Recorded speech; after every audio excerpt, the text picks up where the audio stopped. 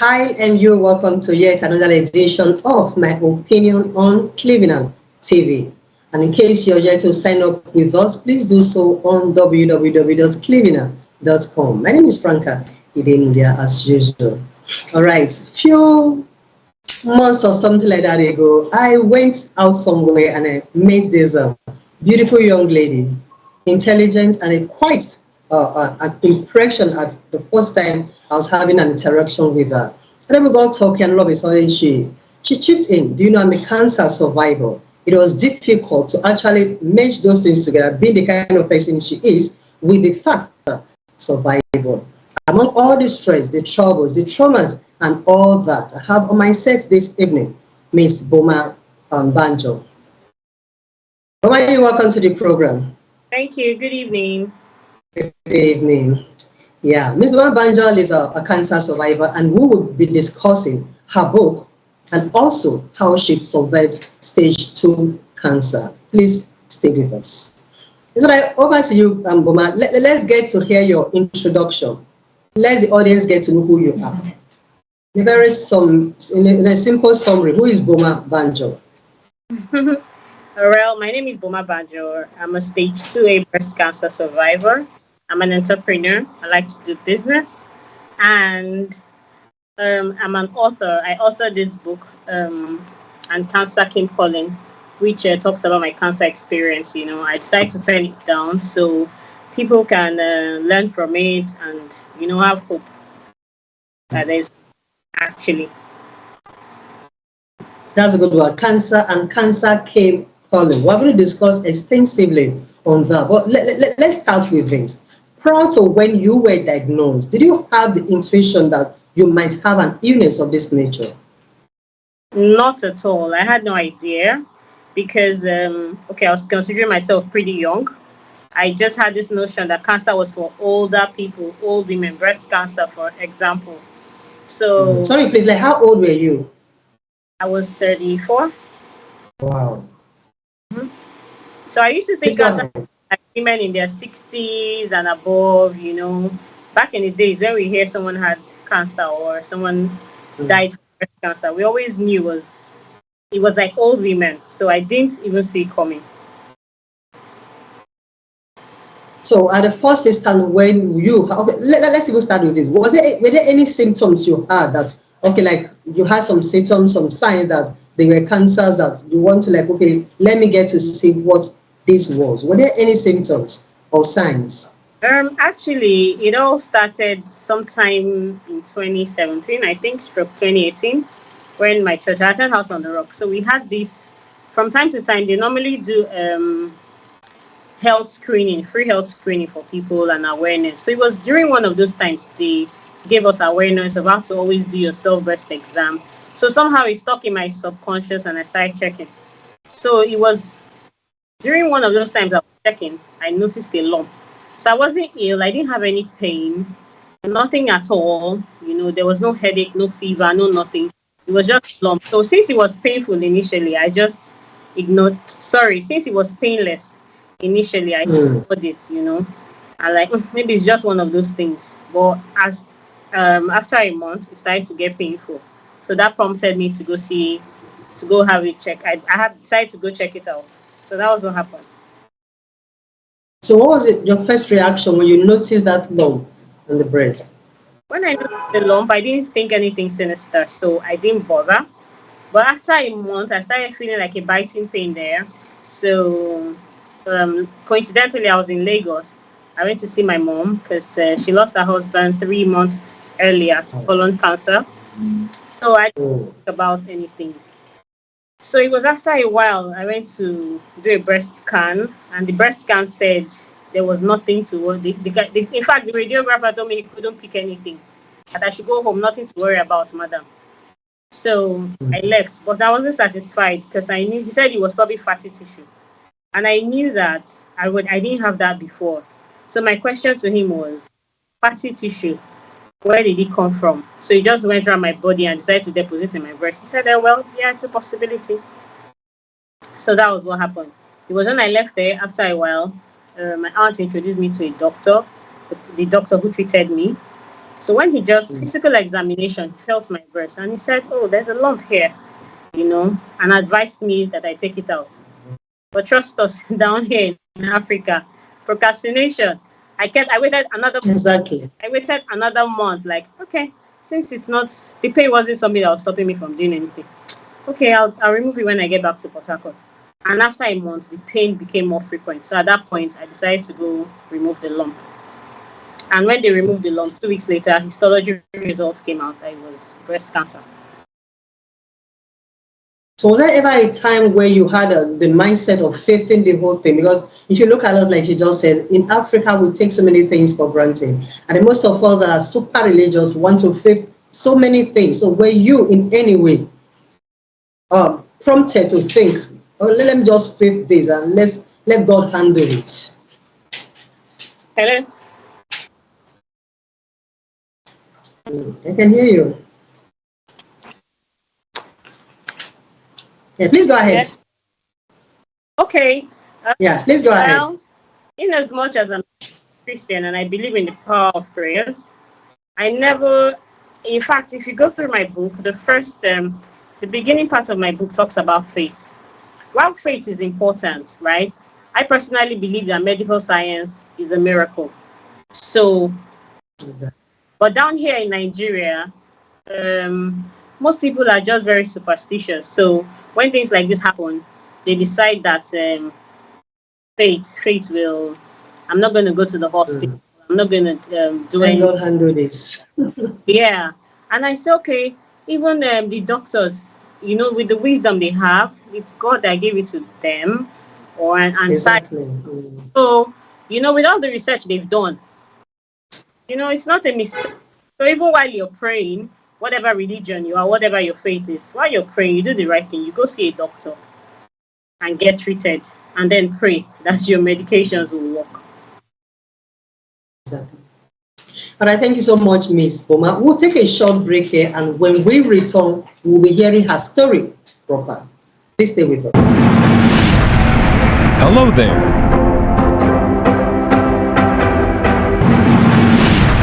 Looking for an African movie? Search no further. Clevenard African Movies TV is here for you. We are dedicated to the acceleration of African films, TV series, documentaries, and lots more. Explore our movies at home or on the go. Clevenard Movies is free to watch on clevenard.com. Don't miss this opportunity. Hurry now. Sign up and subscribe today.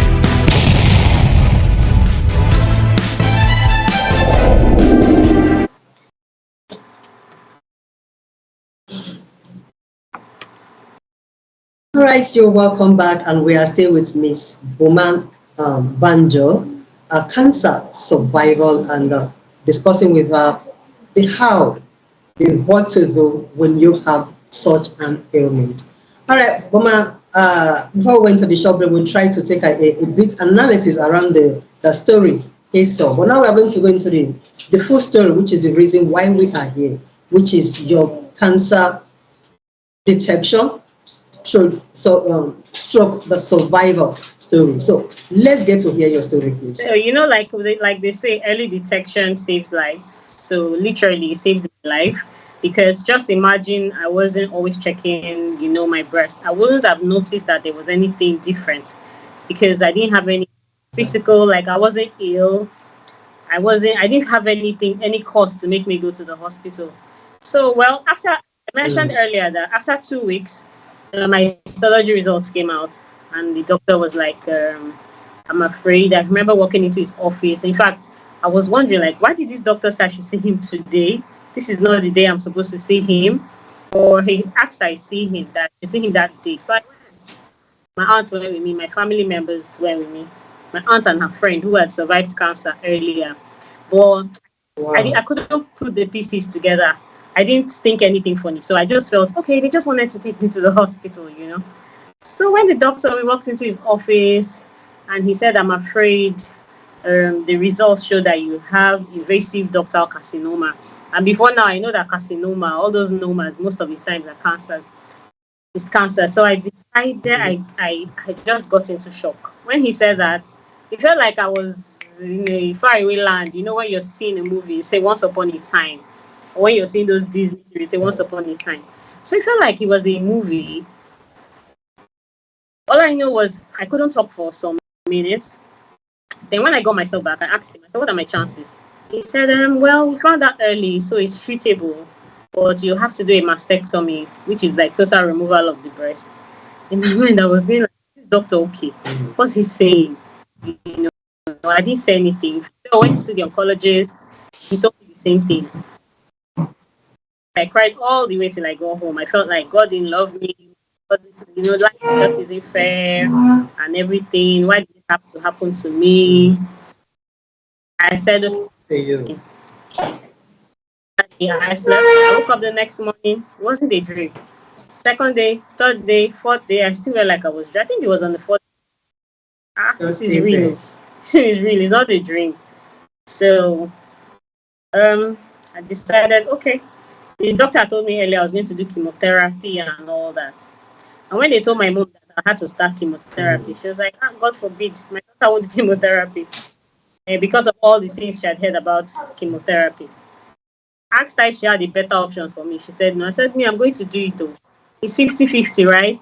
They say if you do chemotherapy, most people will say if you do chemotherapy, you die. If you don't do chemotherapy, you die. You might die. If you don't do it, you might die. If you do, 50-50. So I decided, okay, if I do chemotherapy, I might die. If I don't, I will die. Okay, so let me take a chance. Like, there's no harm in trying. I don't really have choice here. So that was what happened. So 2 weeks later, I started my chemotherapy. Of course, I had all those experiences. People telling me, don't do chemotherapy. It's even the chemotherapy that kills faster than the cancer itself. Everybody advised me to go to different parts of the world for treatment. But 2 weeks later, my aunt had to tell me that, if you like, go to the moon for this treatment, but you see this chemotherapy, you have to start it now because cancer is a race against time. So 2 weeks after the results came out, I started chemotherapy. And it was terrible, like the side effects and everything. But since they already told me about it, the doctors, so I knew what to expect and what to look out for, even though it wasn't easy. But the funny thing was, I kept looking forward to my next chemotherapy. Most people, once they do their chemotherapy, they run away and say, that thing was too, I'm throwing up, I'm feeling ill, I'm feeling terrible. Well, I kept looking forward to my next chemotherapy because I just felt like I didn't have much of a choice. So let me just finish this thing and get over with. So it was after my fourth chemotherapy, I did an ultrasound guided biopsy and there were no more cancer cells seen. So the doctor said I didn't have to do a mastectomy. So I had to do a breast conserving surgery.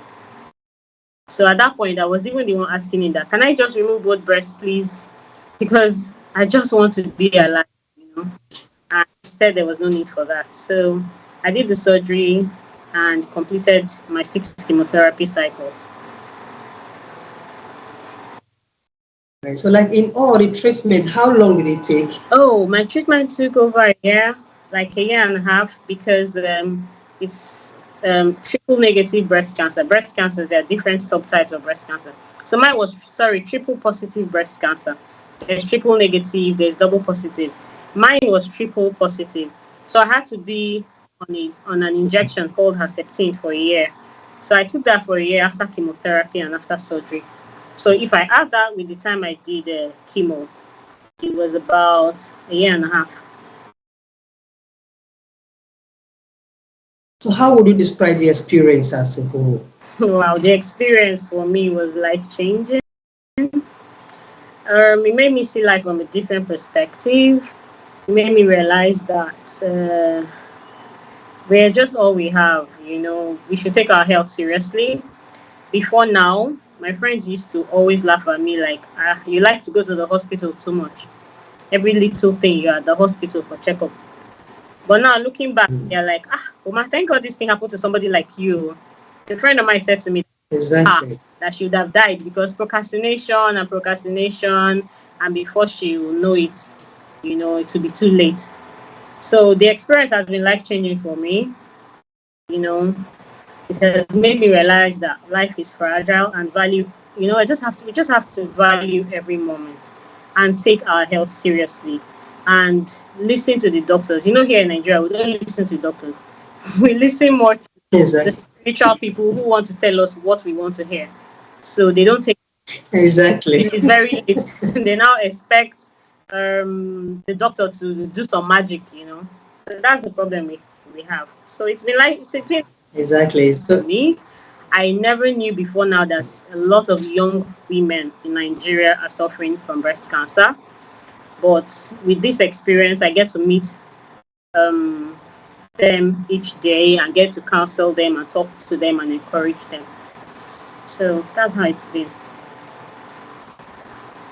all right, but you don't look what you've been through. So where do you get this I remember the first time I met with you, we were laughing and gisting in your office before you chipped that in that.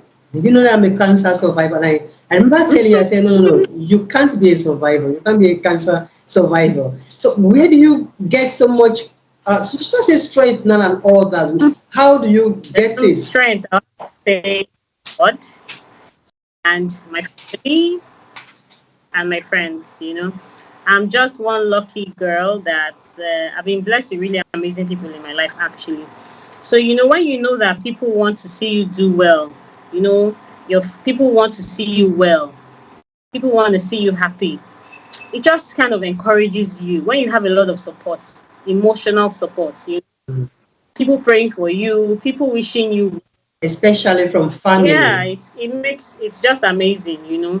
They are there for you even on the days where you feel like I can't continue. They'll be like, don't worry, you can do it. So I think that helps. And then God, and I just don't know. I've had really amazing family, friends, they've been amazing. My church family, everybody. But at one point in time, during this 1 year plus, when you had to like undergo this treatment, were you in any way, was there any time you felt like you losing your self confidence? Oh yeah, I felt that. I felt that first time. Okay, because of course my hair fell off. Um, I got really dark. My Sorry, sorry, I I didn't get said, that. yeah, Your my hair hair? fell off when I started chemotherapy. So I had, like, I Wow. didn't have hair at all. They told me my hair was going to fall off, but I was forming strong woman, and not anyhow. When after a while, the one that is remaining, I'll manage it like that. So a week after my first chemo, I was trying to loosen the cornrows I had on, and my hair just kept following me. So I just went to the barbing salon and took it off. And left a little bit because I still wanted to be feeling funky. So when I came back home, I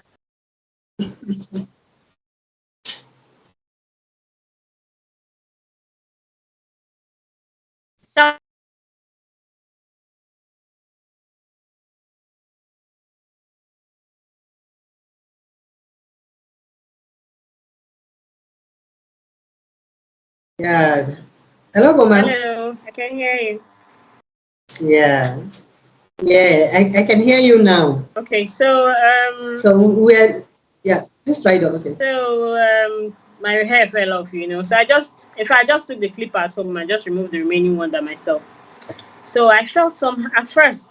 I used to funny thing was, like, some days after chemotherapy, my auntie will call me and say, come, let's go out in Lagos. She'll take me for events and everything. By those events, I started to feel bad because when they bring this, I'm like, oh no, I can't eat this because they've told me don't eat this, don't eat this, don't touch this, don't touch that. Everybody's a doctor, everybody's giving you advice. Wow. At first, I couldn't eat anything. I was confused what to eat, what not to eat, what to do, what to drink. So it So let me come in there, please. The food selection, was that a doctor's prescription or that of the people around you? wasn't the doctor's prescription, it was the whole of Nigeria's prescription. You know, in Nigeria, in Nigeria, when something happens to you, this everybody's a doctor. This person will say, take very Exactly. good. This person will say, no, don't take sugar. This person will say, no, you're going to have to stop eating carbohydrate right now. This person will say, so at some point you're Wow. confused, and then of course you're scared. You want to be alive, so you won't eat all those things. So I started to do a lot of natural things. My mom was helping me with stuff, lots of natural stuff, and my siblings and my family. So while I was doing chemotherapy, I was taking lots of fruits, vegetables, and all that, to just, I think I was trying to boost my immune system. That was what I felt at the time because, oh, chemotherapy will make your immune system weak. Oh, chemotherapy will do this. So I had all those side effects from chemotherapy, but it helped me. So I just avoided sugar because I noticed that when I went to take out the lump, it grew to 4 times the size in Okay. 4 weeks. And that Wow. period, I was actually eating a lot of junk. So I noticed that Okay. after 4 weeks, it was as if the thing just, in fact, it was 4 times the size. Because when we got into the theater, Yeah. the So, doctor was like, the thing grew to 4 times the size in 4 weeks. What happened? I said, I don't know. But because I wasn't thinking anything funny, I just ignored what he said. but were they able to say what could have led to that? The doctors. Sorry, what could have led to what? I mean, yeah. What so could have led to the increase in size? I think, what I've learned about cancer, there are different grades. The grade means No, not that really. You said when you went back for the second time, or if I heard you right, that it increased in size or something yes, like that. And you said you thought it was as a result of the kind of food you that's were my taking. personal So, opinion. were the, yeah, but were the doctor, what were the doctor's So the response to doctors that? that Did they have the same idea no, they with didn't you? say that, but from what I've noticed, some cancers are more aggressive than some. So some grow faster than some. Some like spread faster than some. So I guess I just since it's triple positive, I think triple negative is the most aggressive, then triple positive. So I think that was what happened. I was still smiling the way I smiled the last time I was in your office and we discussed this. It's been an experience, Yes, please. seriously. But let's go over to your book now. And Cancer Came Calling. Yeah. Okay? What mods, yeah, please, let's see the back of the book. Let's Okay, our audience get to that's see it. that. That's And it. Cancer So Came that's Calling. uh, Yeah. So that's that's you, right? before and after. It's like a Wow. And yeah. after. So and cancer came calling. So while I was going through while I was in the wilderness, let me use that word. While I was going through my cancer experience. So I remember my auntie coming to me, my mom's sister, and she said, auntie, her name is Ibiba, Auntie Ibi. She came to me and she was, you know what? She bought me a long notebook, and I think you should just take down all your experiences. So along the line, you see how far you've gone and everything. You should actually write a book out of this. I said, Mommy, please, I'll write it. That's not the one that's interesting me right now.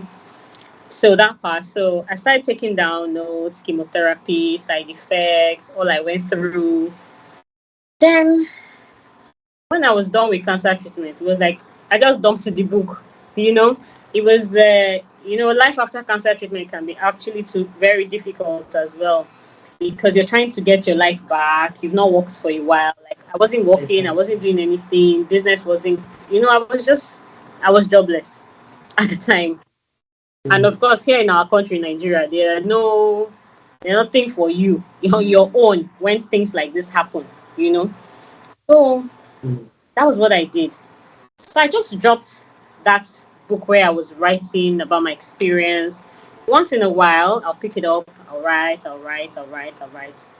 So after my whole cancer experience started in 2018, stroke 2019. So shortly COVID started. So it was just like, where am I going to start from? I felt miserable. I felt horrible. I remember the first time I came out to Port Harcourt and I walked into my office. I just started crying. Like I didn't know what to say. I felt horrible. I felt hopeless. You know.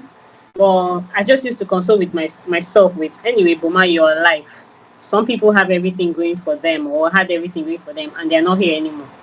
So that part.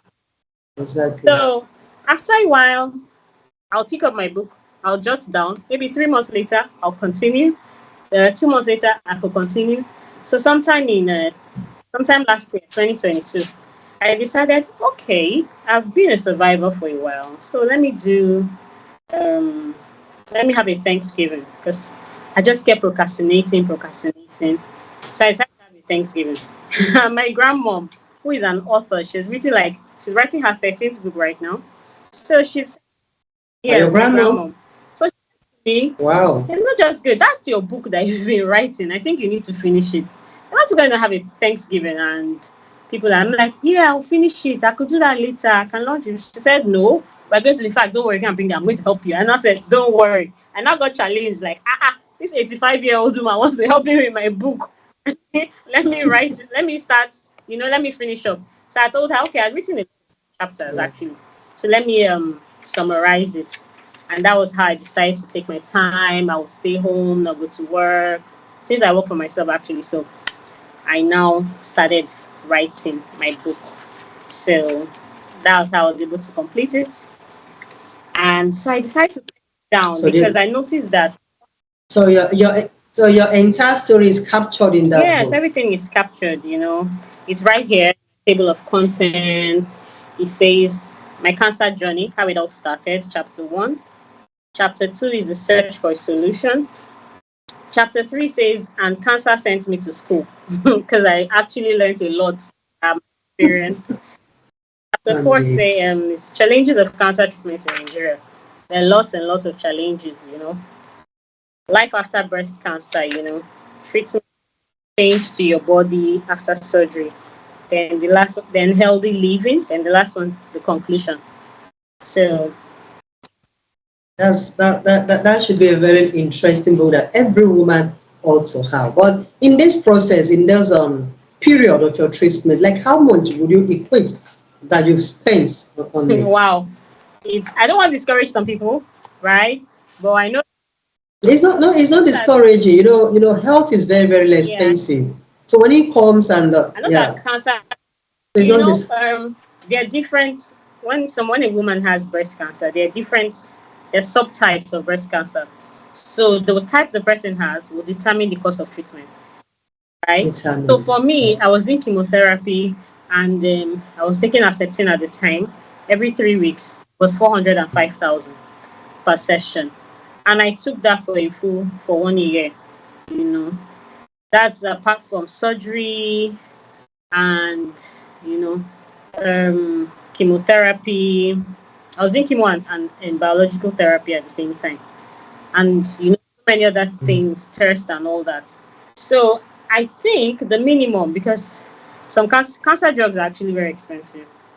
There are some that cost 500,000, some cost 700,000 per dose, and the person will be required to take about 18 doses. You know, so I think we're looking at between 6 million to 15 million to 20 million, depending on the subtype. But Yeah, that's that's huge. huge. That's huge. So apart from your family, did you get help from I anywhere? got help from family and friends. That's just Yeah, apart from no, family and nowhere, friends. nowhere, nowhere else. Mm. It was just my family and my friends. I remember towards the end of my treatment, I started crying sometime because I had taken that Herceptin for a long time, and just to complete a few doses, and there was no money anywhere. So I just felt miserable. Like, now I've gotten this far. And of course, even when you go to the government hospitals in Nigeria for that drug, you actually have to pay before they give it to you. It's pay before service here in Nigeria. They don't actually care about you. They don't know if you exist. There's no database of, okay, Boma Banjo is from so place. She has this. Okay, what are we going to do? Like other countries will do for their citizens. Do you understand? So it's a problem. And Right. So what does the future hold for Boma Banjo? the future is, I think, is bright. I have a cancer foundation right now, the Boma Cancer Foundation, where we try to educate women, counsel women. Because in my experience so far, what I've noticed is a lot of people actually find out early that they have cancer. Then there are a couple of Okay. factors that contribute to, you know, them dying from the disease. Some women find out they have cancer early. Mm.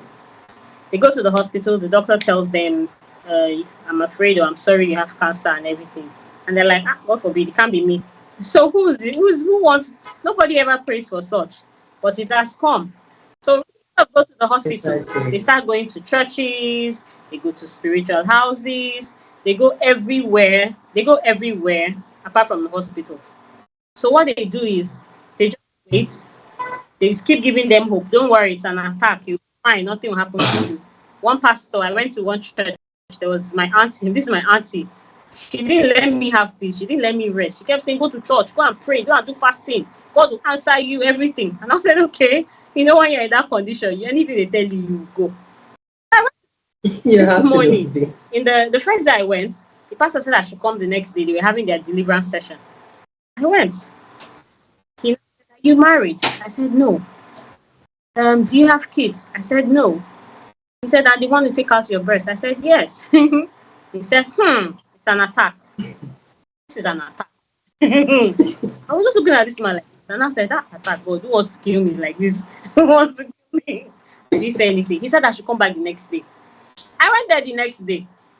This man kept me. They finished their deliverance session. Oh, that church, they always do deliverance sessions from Monday to Thursdays or something.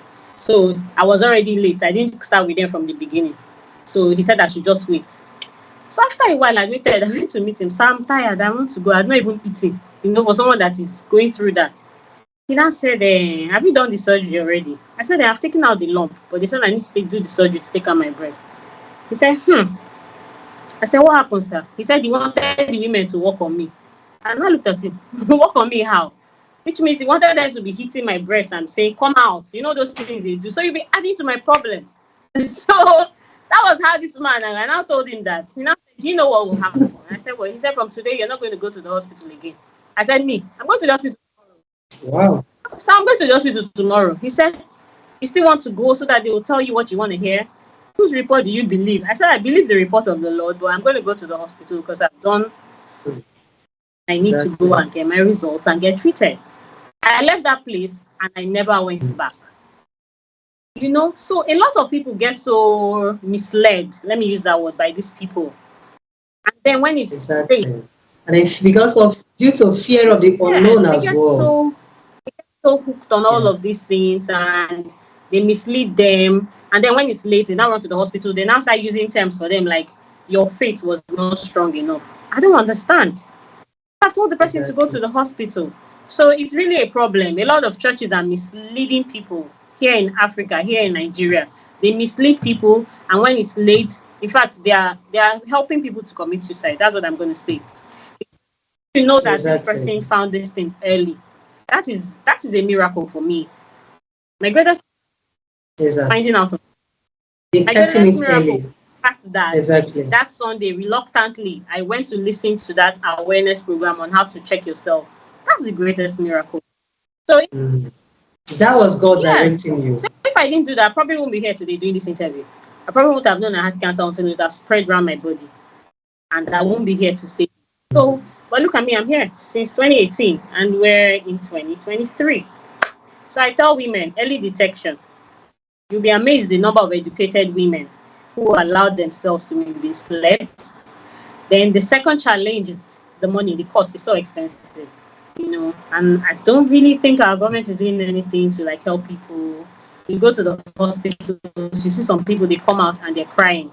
What's the problem, madam? Oh, the drugs are so expensive. I don't even know what. So it's just like, okay, they just know the death sentence already, you know? So that's it. Very expensive. Is it? Let's leave up. Let's try to wrap it up. And I would like you to you said you spent over, let's just say minimum 10 million trying Yeah. to handle this. And many people might not be as lucky as you are. Now, for those people going through such horrific experiences that want a form of financial help or the other, what will be your last word, your advice to the government? Or let me start with the government now. Is there anything you think the government can do to alleviate the suffering of Yeah, I such think people? the government can at least subsidize the price of these medications, and then look out for people who cannot afford it. Because some people, even if you're going to make it 100,000 now, they don't even. Some people don't even have money to feed, and then they have cancer. Telling them to Exactly. come and pay 50,000 or 100,000. I did my radiotherapy. the Exactly. NSIA Youth Cancer Center in Lagos. One day I was walking out and a young boy and his brother walked up to me. So, you okay? I said, no, I came for treatment. Please, they referred his sister. That girl should be like 24, 25. She was suffering from breast cancer. And he said they told them to come and do radiotherapy here. But they're telling them that to register, they need 20,000 naira to register to see the doctor. But they want to know the cost of the radiotherapy because they don't want to waste that 20,000 naira. Are you seeing the calculation? And the human life is involved. And I said, well, at the And then discover they don't have the money for the yes, and then I treatment. told them 500, between 5 to 800,000 at the time. And the boy said to me, man, let's just be going. We don't have that kind of money. So let's not even waste Oh my 1,000 God. naira. So you can imagine. So it was more like a young girl had given up, like no hope. So even if she found out early, there was no hope for her, you know. And then when you go to the hospitals, we Exactly. do not have enough cancer centers. Even if you have the money, you have to be on a long queue. You know, there are certain machines that are not available in Nigeria for certain tests, you know. Actually. Now let's get to hear your last word for every woman out there, every young lady, because like you rightly said, I actually had an impression that cancer comes at an advanced age, maybe 40, 50 or thereabout. Like someone like me, just like you, I hate anything called hospital. All right. So for somebody like me and then for other young ladies out there, what is your last words People for them? get breast cancer too. It's just that 1% of the population. So it actually affects both um, of us. Hmm. My last words would Are you serious? yes, early detection. Early detection is the best. And then listen to your doctors. And then when you find out you have a problem, if you need to come out to speak out to beg for funds, please do that. If you need to do a GoFundMe, please do that. And then there are also lots of NGOs in Nigeria that are really trying to assist people financially. Please do that. Always check yourself. Have the habit of doing regular checkup for your health. Early detection saves lives. That's what I have to say to every woman. Hello there.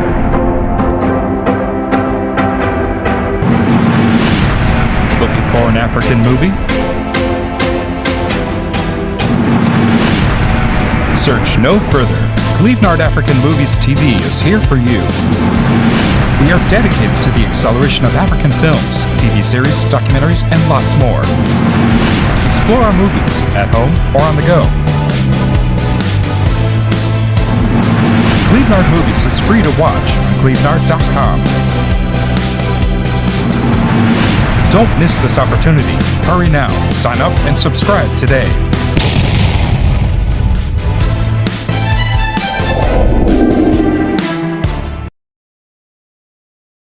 Okay, so in closing, I'm gonna say a lot of women, what we actually really need to do is take care of ourselves, regular self exam, check yourself. Most women that found out they have breast cancer, they actually found out themselves, you know. And early detection saves lives, like I keep saying. If you find out have this issue, feel free to talk to me. I'm available to talk to you any time of the day. Because the problem is a lot of people get wrong counsel, and then when it's too late, there's nothing you can do. So actually, I think it's better you talk to your doctors, you talk to someone who has gone through this, and they put you through, you know, and make you know that everything will be all right. At the Boma Cancer Foundation, that's what we do. We counsel women, you know, we counsel them, we encourage them, we advise them on what to do in terms of treatment, and we help them seek, help where needed. Boma Cancer Foundation is located at number 16B Hannah Street off Olobasanjo, the line Port Harcourt.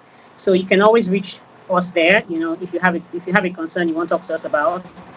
And you can also call us on +234 8032 662 889. Let me take that again. +234 8032 662 889. You can always reach me on that number, and I'll be glad to talk to you and help you out. Have an amazing day.